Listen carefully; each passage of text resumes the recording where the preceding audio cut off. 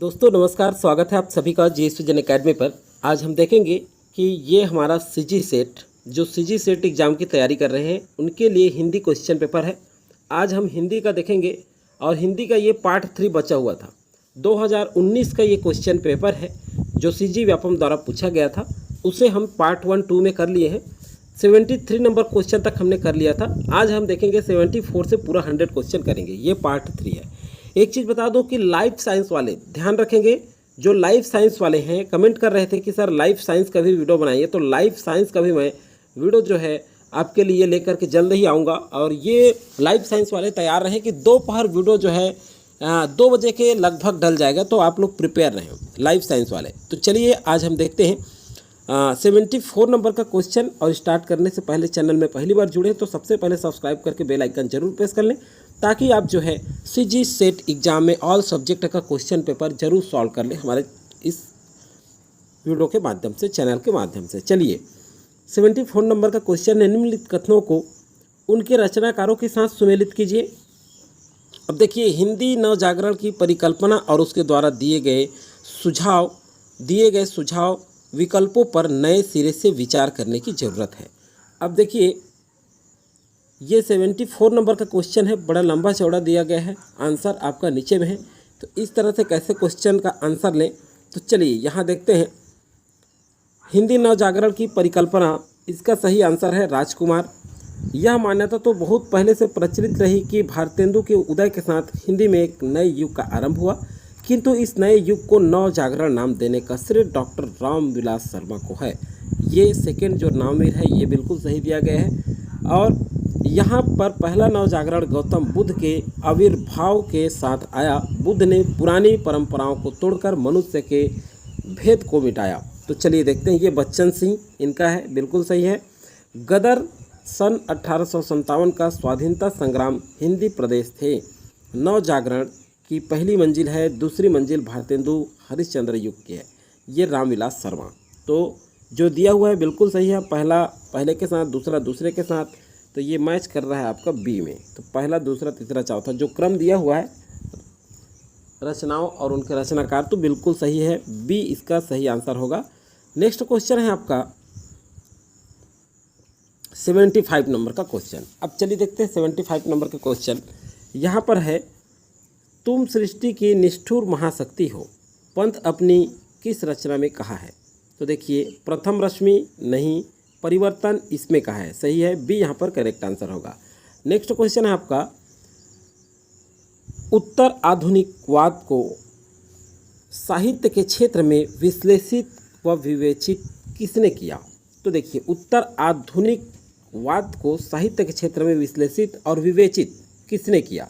तो देखिए, टॉल्स्टॉय, फेडरस ये भी नहीं है, जैक्सन देरिडा बिल्कुल सही है, सी। तो इन्होंने किया था उत्तर आधुनिकवाद को साहित्य के क्षेत्र में विश्लेषित और विवेचित, किसने? जैक्सन देरिडा। तो 76 का सी हो जाएगा। अगला देखते हैं, आचार्य कुंतक की रचना कौन सी है? तो देखिए, आचार्य कुंतक की जो रचना है ये वक्रोक्ति जीवोत्तम, ये सही है, ये यहाँ पर करेक्ट आंसर हो जाएगा। नेक्स्ट 78 नंबर में चलते हैं। मुस्लिम नारी जीवन और समस्याएं का वर्णन बाबल तेरा देश में किया गया है, उसके लेखक का नाम है। तो देखिए, उसके लेखक का क्या नाम है? डॉक्टर इकबाल अली ये नहीं है, यज्ञदत्त शर्मा ये भी नहीं है, तो ये यहाँ देखिए भगवान दास मोरवाल, ये सही है। मुस्लिम नारी जीवन और समस्याएं का वर्णन बाबल तेरा देश में किया है, उसका लेखक का नाम है भगवान दास मोरवाल ने किया है। चलिए नेक्स्ट क्वेश्चन है आपका 79 नंबर का क्वेश्चन देखते हैं। यहाँ पे है, निम्नांकित रचनाकारों में सिद्ध साहित्य की रचनाएं कौन सी है? देखिए, सिद्ध साहित्य की रचनाएं कौन सी है, तो ये कूट के द्वारा अपने को चुनना है। इस तरह से आंसर क्वेश्चन पूछा जाता है। देखिए, कूट में बहुत सारे क्वेश्चन लिए गए हैं, तो आपको अच्छे से पढ़ना पड़ेगा। यहाँ देखिए, दोहा कोश ये भी सही है, डोम्बी गीतिका ये भी है, और दर्शनसार ये नहीं है, चार्य पद ये सही है, सबदी ये नहीं है। तो ए, बी और डी, तो ए, बी और डी ये सी में दिख रहा है, तो सी यहाँ पर करेक्ट आंसर हो जाएगा 79 नंबर का। बाकी 80 नंबर का क्वेश्चन में चलते हैं। देखिए, यहाँ पर रामचंद्र शुक्ल के निबंधों वाली सही विकल्प का चयन कीजिए। देखिए निबंधों वाले जो सही विकल्प है उसका चयन करना है। किस संबंध में कहा जाए, रामचंद्र शुक्ल के निबंधों वाले सही विकल्प का चयन करना है। अब देखिए कूट दिया है यहाँ पर, तो हमें रामचंद्र जो शुक्ल हैं उनके रचना के बारे में, उनके निबंध के बारे में जानना पड़ेगा कौन कौन सा है, तो ये जरूर पढ़ें आप लोग, बहुत पूछा जा रहा है ऐसा।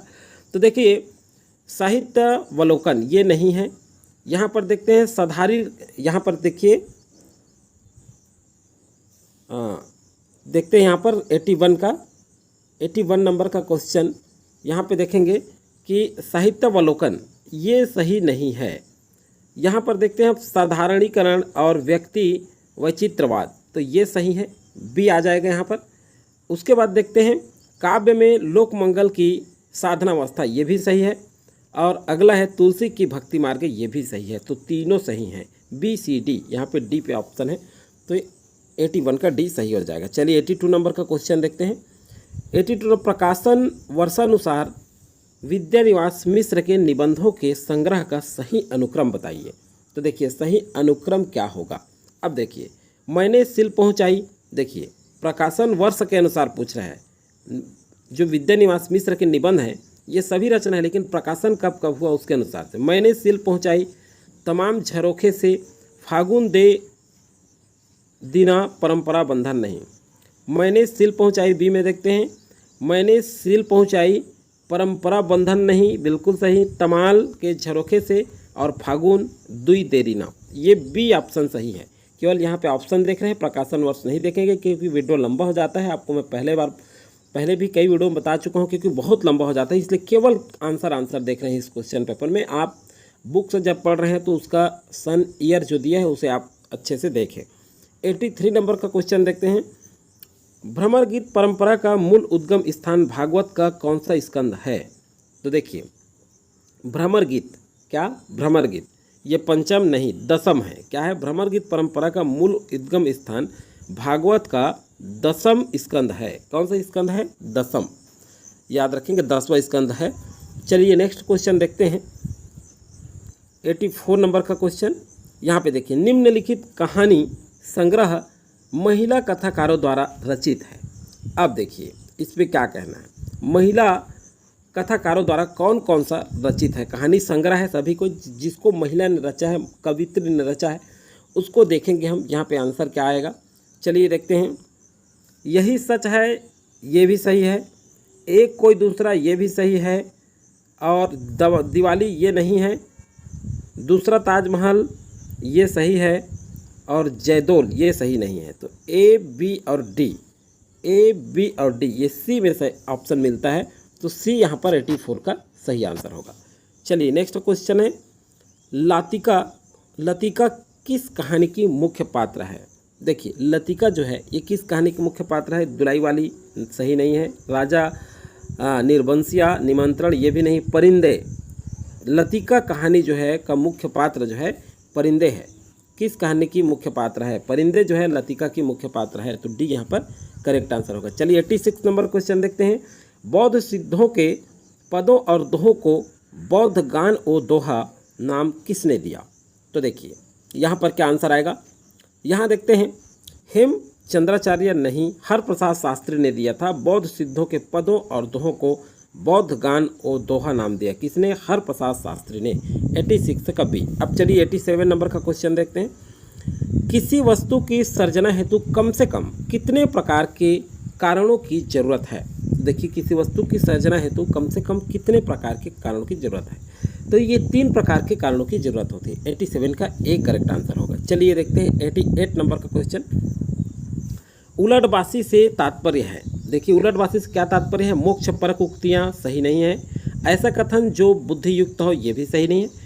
ऐसा कथन जिसका अर्थ प्रकट अर्थ से उल्टा हो, बिल्कुल उलटबासी। ऐसा कथन जिसका अर्थ प्रकट अर्थ से उल्टा हो, क्योंकि शब्द से ही स्पष्ट है। सी यहाँ पर करेक्ट आंसर होगा। चलिए नेक्स्ट क्वेश्चन है 89 का, 89 नंबर का क्वेश्चन। यहाँ पर देखते हैं प्रकाशन वर्ष के अनुसार निम्नलिखित उपन्यासकारों का सही अनुक्रम है। देखिए प्रकाशन वर्ष के अनुसार यहाँ पे देखना है तो मैला आंचल, राग दरबारी, तमस, कितने पाकिस्तान, बिल्कुल सही है एकदम। प्रकाशन वर्ष के अनुसार जमे जुमा है 89 का, ये सही होगा। नेक्स्ट क्वेश्चन है प्रतिभा के दो भेद करित्री भावित्री किस आचार्य ने किए।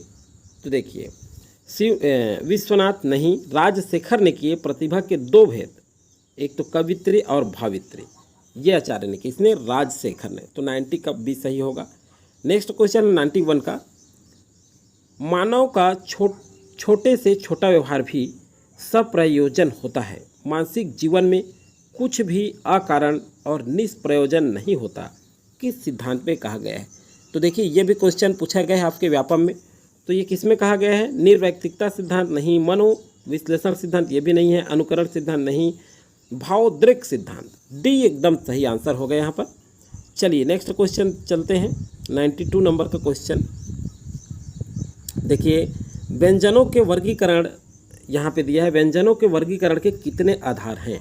व्यंजनों के वर्गीकरण के 2, 5, 6 होते हैं। कितने होते हैं व्यंजनों के वर्गीकरण के आधार पर 6 होते हैं। तो देखिए 92 का सी यहाँ पर करेक्ट आंसर होगा। चलिए 93 नंबर का देख लेते हैं। 93 नंबर का क्वेश्चन निम्नलिखित उद्धरणों कथनों को उनके रचनाकारों के साथ सुमेलित कीजिए। 93 तो देखिए ये दिया हुआ है, इसको आपको आंसर लेना है 93 का। तो देखिए यहाँ देखते हैं, चलिए अशोक के फूल केवल एक फूल की कहानी नहीं, भारतीय संस्कृति का एक अध्याय है। अब देखिए इसके रचनाकार कौन हैं, तो इसके रचनाकार हैं आपके नामवर सिंह। कौन है, नामवर सिंह पहला का। अब दूसरा देख लेते हैं, जातियां इस देश में अनेक आई, लड़ती झगड़ती भी रहीं, प्रेम पूर्वक बस गई हैं। ये हजारी प्रसाद द्विवेदी। कौन है, हजारी प्रसाद द्विवेदी। अब चलिए तीसरा देखते हैं सी का, मन कितना बटा हुआ है। देखिए मन कितना बटा हुआ है, मनचाही और अनचाही दोनों तरह की हजार चीज़ें हैं।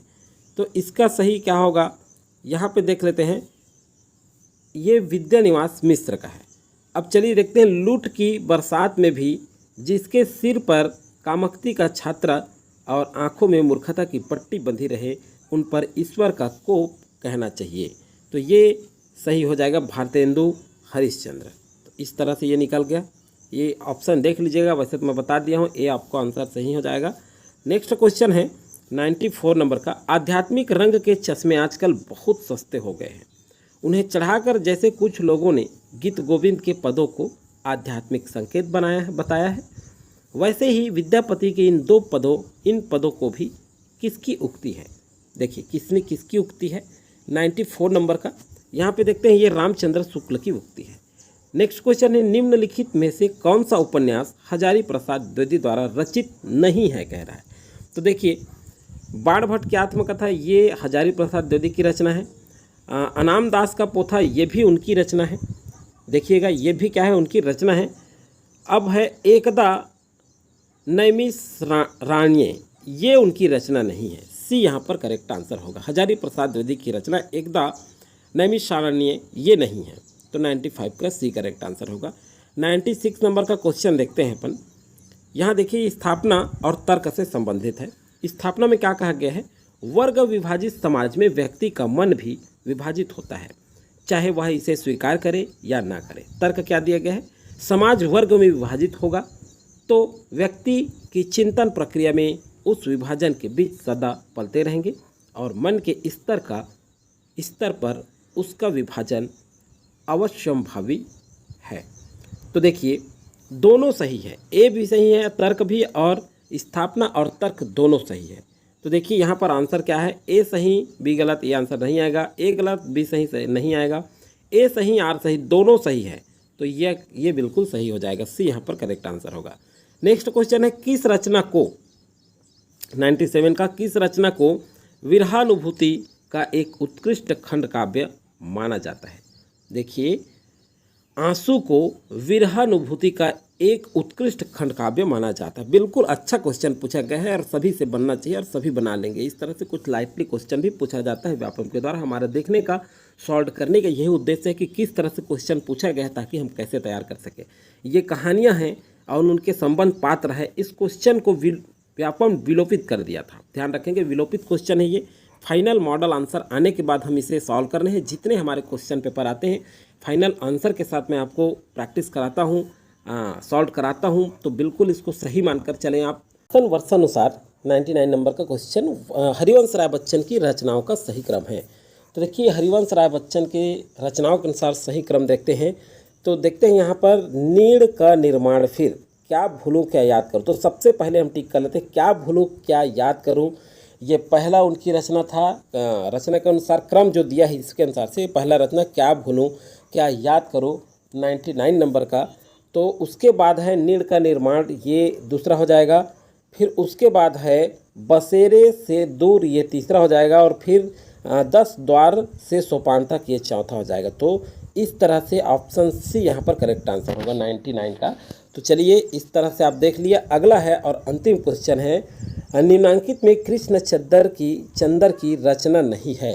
कृष्ण चंद्र की रचना कौन सा नहीं है। तो रेत का महल ये है उनकी रचना, सफ़ेद फूल ये भी है, कागज़ की नाव ये भी है, और कृष्ण चंद्र की रचना अन्नदाता ये नहीं है। तो डी यहाँ पर करेक्ट आंसर होगा। दोस्तों अच्छा लगा तो लाइक और शेयर जरूर करें बहुत सारे लोगों को, ताकि वो भी इस क्वेश्चन को सॉल्व कर सकें।